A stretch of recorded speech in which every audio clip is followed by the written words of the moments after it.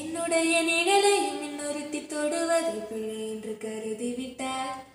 ஒரு ஜீன்ஸ் அணிந்த சின்ன கிளி ஹலோ சொல்லி கை கொடுக்க தங்க முகம் கருகி விட்டார். அந்த கள்ள